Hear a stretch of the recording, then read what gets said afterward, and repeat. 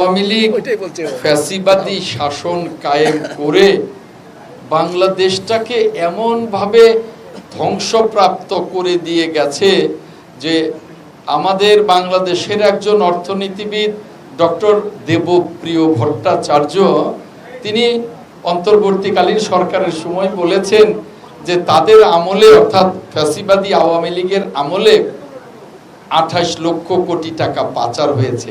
এটা উনি দলিল দস্তাবেজ অফিসিয়াল কাগজপত্র দেখে বলেছেন।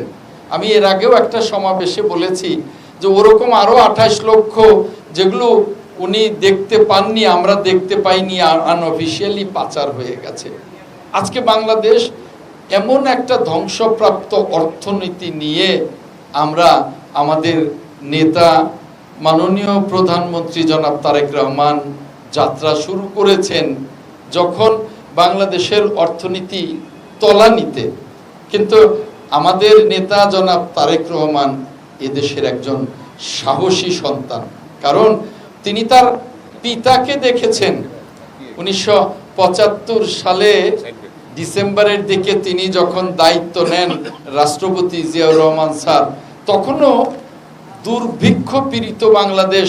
তার কিছু আগেই ডক্টর হেনরি কিসিঞ্জার আমেরিকার পররাষ্ট্রমন্ত্রী বলেছিলেন বাংলাদেশ একটা তলাবিহীন ঝুড়ির দেশ, সেখানে যত সহযোগিতায় দেওয়া হোক ওই ঝুড়ি ভরবে না, তলা যেহেতু নেই ওটা বেরিয়ে যাবে, অর্থাৎ লুটপাট দুর্নীতি। সেইখান থেকে দায়িত্ব নিয়ে রাষ্ট্রপতি জিয়াউর রহমান স্যার সারা বিশ্বের কাছে একটা সম্মানের বাংলাদেশ হিসেবে দাঁড় করিয়েছিলেন এবং শেষ পর্যন্ত চাল রপ্তানি পর্যন্ত করেছিলেন। কাজেই সেই জিয়াউর রহমান স্যারের সুযোগ্য সন্তান আমাদের মাননীয় প্রধানমন্ত্রী দেশনেত্রী ম্যাডাম খালেদা জিয়ার সন্তান, যিনি যখন দেখলেন স্বৈর শাসক এরশাদ গণতন্ত্রকে নির্বাসনে পাঠিয়ে সামরিক আইন জারি করেছেন, তখন তিনি গণতন্ত্রের জন্য ঘর থেকে বেরিয়ে রাস্তায় এসেছিলেন। রাস্তায় তিনি 9 বছর আন্দোলন করেছেন। এই 9 বছর আন্দোলন করতে করতেই যিনি উপাধি পেয়েছিলেন দেশনেত্রী, আপোষহীন নেত্রী, গণতন্ত্রের নেত্রী, সেই নেত্রী সফল যে নেত্রী শেষ পর্যন্ত যিনি মাদার অফ ডেমোক্রেসি উপাধি পেয়েছিলেন, যে নেত্রী শেষ পর্যন্ত বাংলাদেশের মহান অভিভাবক হিসেবে ডক্টর মোহাম্মদ ইউনূস যাকে উপাধিতে ভূষিত করেছেন, সেই নেত্রীর সন্তান হলেন আজকে আমাদের মাননীয় প্রধানমন্ত্রী জনাব তারেক রহমান। কাজেই তার রক্তে পিতা মাতার যে সাহস, সেই সাহস নিয়েই তিনি একেবারে তলানি অর্থনীতি নিয়েও যাত্রা শুরু করেছেন এবং যাত্রা শুরু করে এখনই তিনি ফ্যামিলি কার্ড যাত্রা শুরু করেছেন, এখনই তিনি কৃষক কার্ডের যাত্রা শুরু করেছেন, এখনই তিনি 10,000 টাকা সুদে আসলে কৃষি ঋণ মওকুফ করে দিয়েছেন, এখনই তিনি নির্বাচনী ইশতেহারের একটার পর একটা শর্ত তিনি প্রতিপালন ইতিমধ্যে শুরু করে দিয়েছেন।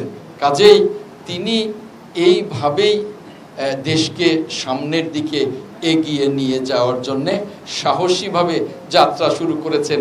কাজেই যে কথা বলছিলাম যে সেই আওয়ামী লীগ 50 লাখ কোটি টাকারও বেশি পাচার করে দেশটাকে একেবারে ঝুলা করে রেখে গেছে, সেই আওয়ামী লীগের মুখেই শোভা পায় যে বিএনপি 40,000 অমুক্তিযোদ্ধাকে তালিকাভুক্ত করেছে। কোনো সচেতন সুস্থ মানুষ বলবে না যে বিএনপি একজন অমুক্তিযোদ্ধাকেও বীর মুক্তিযোদ্ধার তালিকায় এনেছেন। আমরা বরং বলতে পারি যে ফ্যাসিবাদী আওয়ামী শাসনের শেষের 10 বছর 12 বছরে প্রায় লাখের কাছাকাছি অমুক্তিযোদ্ধা, যেটা আপনারা ভুয়া মুক্তিযোদ্ধা বলেন, তাদেরকে মুক্তিযোদ্ধার তালিকায় অন্তর্ভুক্ত করেছেন। শুধু তাই করেননি, তাদের যে অমুক্তিযোদ্ধারা তারা তাদের ছেলে মেয়েদেরকে বড় বড় জায়গায় চাকরি দিয়েছেন।